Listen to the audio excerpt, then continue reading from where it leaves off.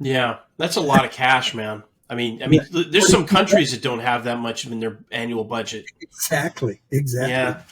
Well, I look at most of these things, Jim, from a business standpoint.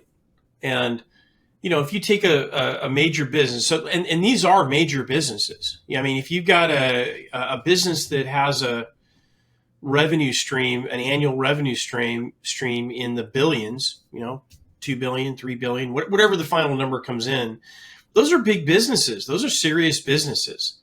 Definitely. Now, if you take an electronics company that's a for-profit company, and they have to follow rules. They have disclosure rules, and I'm sure Harvard. I mean, that's how we found out about all this stuff. Is that they have to disclose a certain amount of information per year, but they're not trying to hide it. Yeah, they're not trying to hide it, and it's just like, again, I opened this whole thing up. Our mainstream media has no interest in talking about this stuff.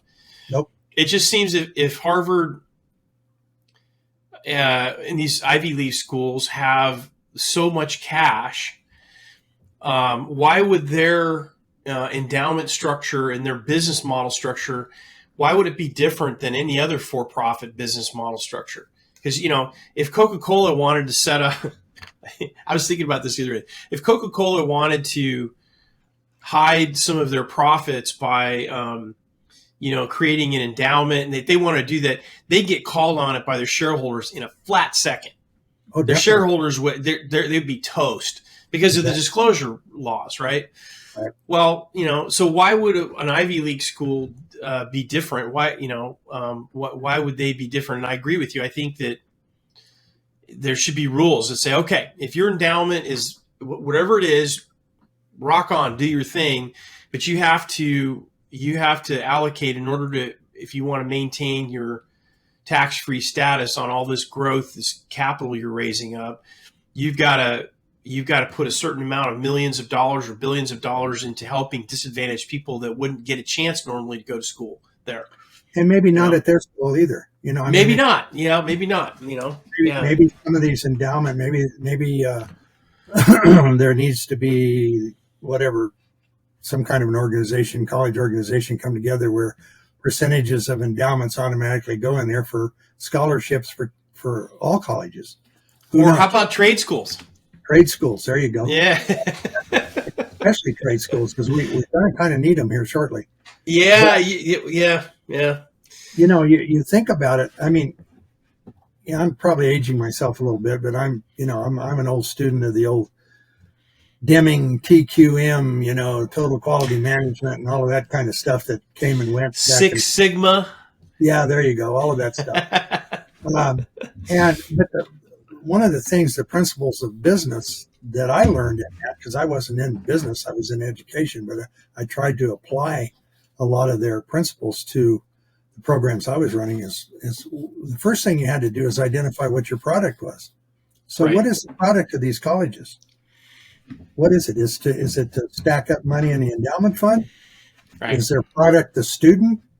Is their product what they provide as far as majors? What education programs they provide? Is that the product, or is their product actually the student?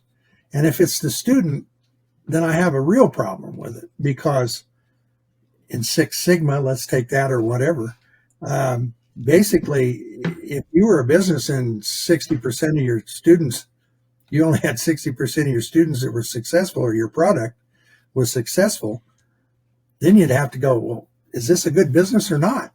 Mm-hmm.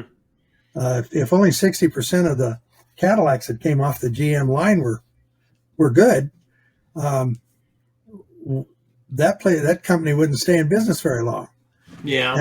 And it's, I know education is different, but the bottom line is that I think that, I guess what my point is that I think education, especially the higher education, has lost track of what their product is, number one.